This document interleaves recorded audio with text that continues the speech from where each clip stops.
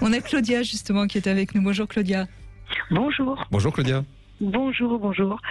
Eh bien, écoutez, merci d'abord de... Ben non, merci à vous de participer, Claudia. Alors, moi, je trouve ça très, très intéressant, cette histoire de passion, parce que j'ai toujours été une très, très grande passionnée de plein de choses, de tout, de plein de trucs.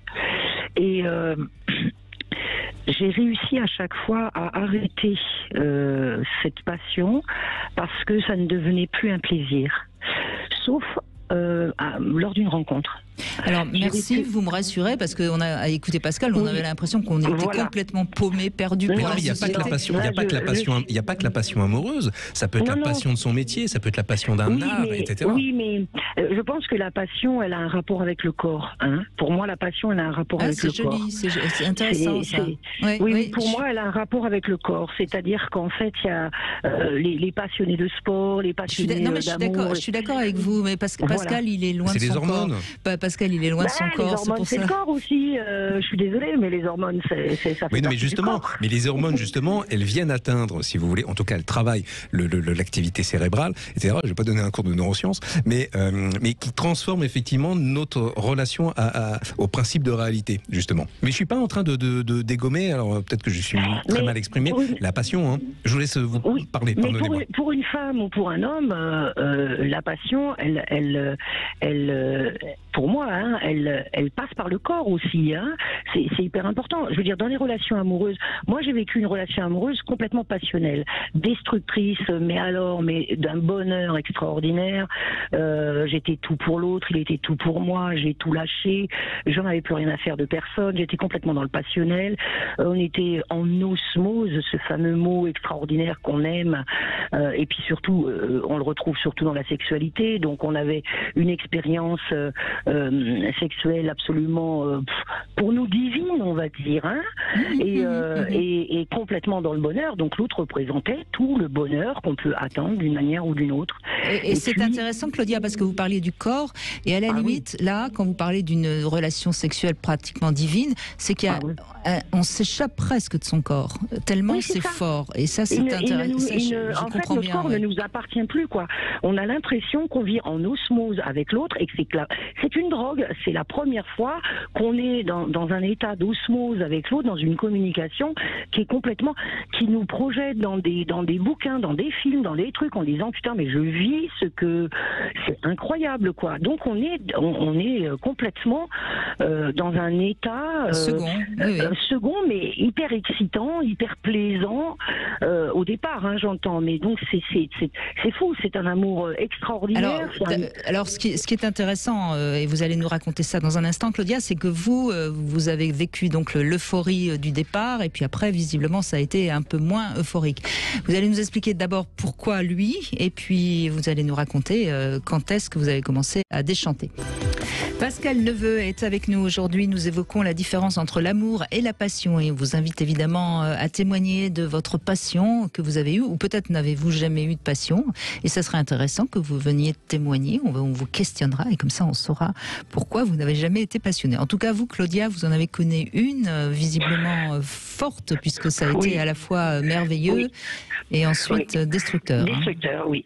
C'est-à-dire qu'à un moment, l'autre personne parce que dans la passion, hein, effectivement, je rejoins Michel, hein, dans la pension. Non, c'est Pascal. C'est Pascal. Pascal, pardon. Oui, parce que c'est pas grave, c'est pas grave. Si, il est très susceptible. Désolé, Pascal. Mais non, vous inquiétez pas. Je vous en prie, Simone. Il n'y a pas de souci, Marcel. Donc, quelque part, c'est vrai qu'à un moment, dans la passion, on se rend compte, ou on ne se rend pas compte, mais il vaut mieux s'en rendre compte très vite, c'est que l'autre est objet. Oui, c'est ça. Et puis, attention, c'est que pour lui, on est objet aussi, parce qu'il est dans la passion aussi.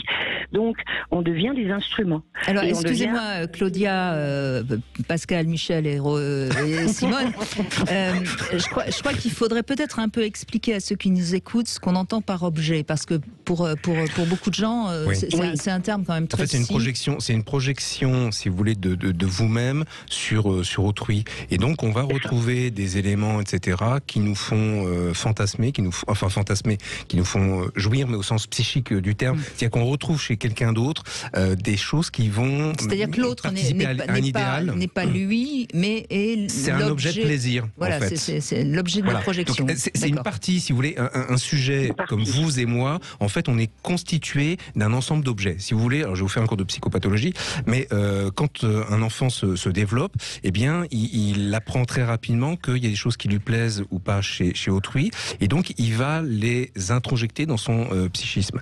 Et il va faire en quelque sorte une sorte d'agglomérat, de patchwork, si vous voulez, qui par la suite, dans son développement adolescent et adulte, va lui permettre de construire son moi. Donc voilà, c'est ça un objet. Bien évidemment, il ne s'agit pas de dénigrer un individu, une personne. Non, mais c'était important de bien préciser pour tout le monde. En fait, pour moi, je le vois beaucoup plus simplement. C'est-à-dire que pour moi, dans ma passion que j'ai partagée avec cette personne, pour moi, il représentait tout ce que j'aimais. Et donc, à partir de là, c'est au moment où on a décidé de continuer notre passion, parce qu'on en voulait encore plus. Mais Claudia, quand vous le rencontrez, c'était quoi? C'était dans... ça a été immédiat sur Internet.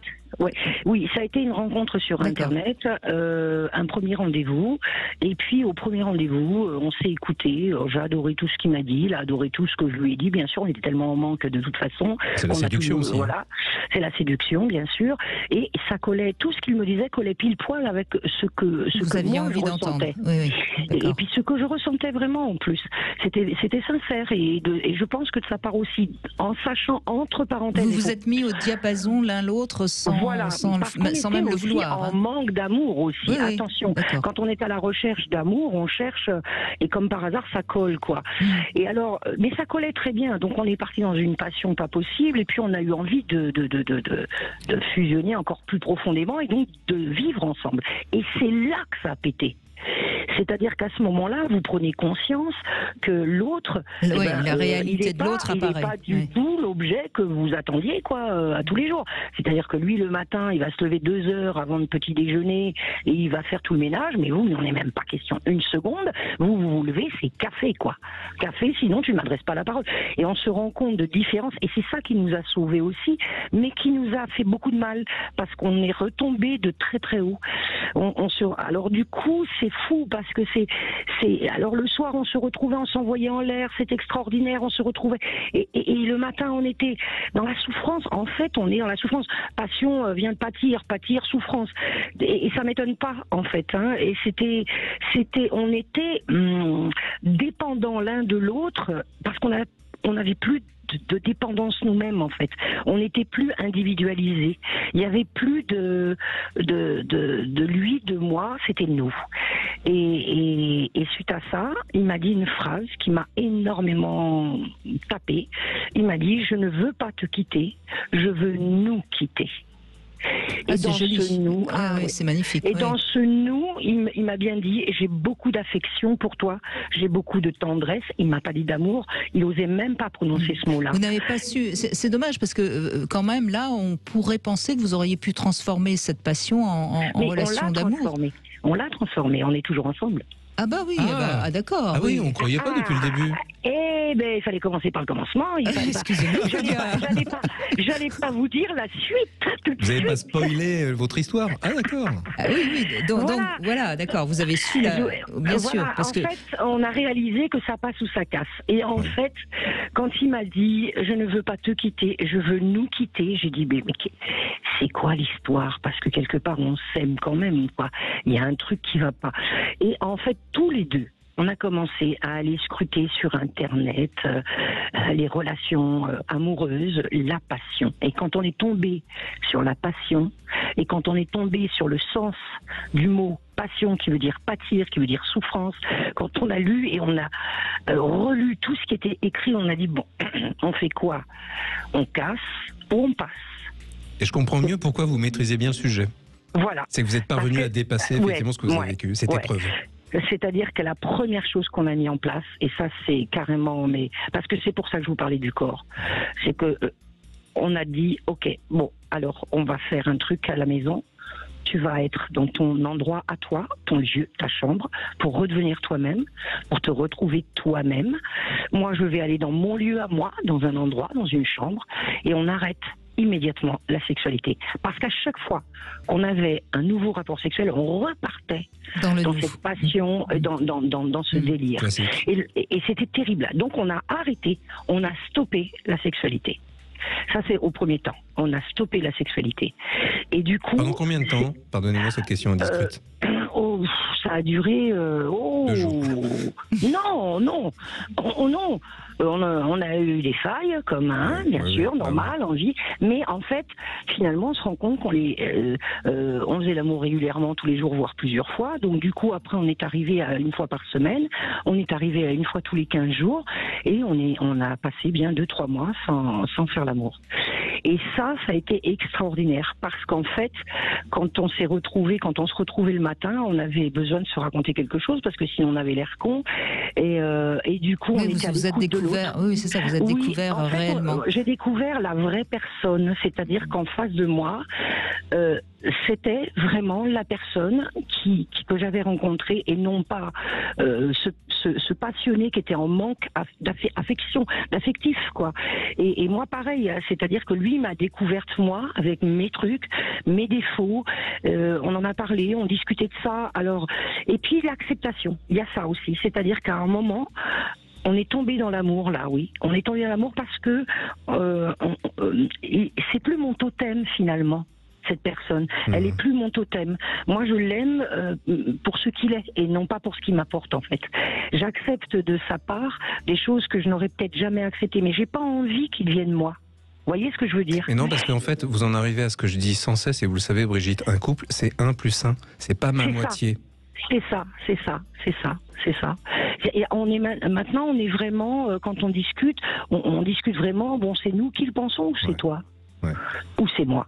C'est drôle, c'est-à-dire que vous gardez quelque part cette entité nous qui quelque part est votre, j'allais dire votre secret à vous, quoi, rien qu'à vous. Parce qu'on a vécu une passion, et on a un grand respect de cette passion, parce qu'on l'a aimé, cette passion, et on l'aime encore. Et donc du coup, il y a parfois, il me parle de je, donc il parle que de lui. Donc moi, j'ai plus rien à voir dans l'histoire. C'est lui. Donc et moi, quand je lui dis moi, mais on en est arrivé je me rappelle, on en est arrivé à un stade où on ne voyait plus personne. On ne voyait plus personne. On s'autosuffisait. C'était terrible parce que ça marche qu'un temps, ça. Au bout d'un moment, on s'épuise. On a besoin de s'enrichir aussi. On est pour la sociabilité, on n'est pas pour vivre comme ça à deux l'un sur l'autre. Sinon, moi, j'ai fait une tentative de suicide à l'époque où j'étais tellement passionnée quand il m'a dit qu'il voulait partir. Alors là, pour moi, j'ai fait une tentative de suicide. Et c'est dans quand il y a eu ça, et quand je l'ai vu dans son état avec son regard en me demandant pardon, je dis mais c'est pas toi qui dois me demander pardon, c'est moi. Je t'ai fait un putain de chantage, mais de l'autre monde, quoi. Et non, vous n'y étiez pas parvenu à l'autre monde. Non, mais c'est une prise de conscience, c'est-à-dire que moi je trouve ça géantissime, la passion, mais il faut savoir la contrôler à un moment, et il faut savoir dire. Il faut savoir en sortir. Ce que visiblement vous avez su faire. C'est un excellent témoignage. Magnifique. Félicitations. Merci. Et c'est réellement ça, c'est passer de la passion à l'amour. On est même tombé on va dire qu'on est tombé dans la tendresse et l'affection. C'est ça, oui, mais c'est ça l'amour. Et quand même, certainement encore une sexualité qui fonctionne bien, parce que quand elle a été aussi intense, il en reste quelque chose quand même. Il y a pas de doute. Merci beaucoup, Claudia.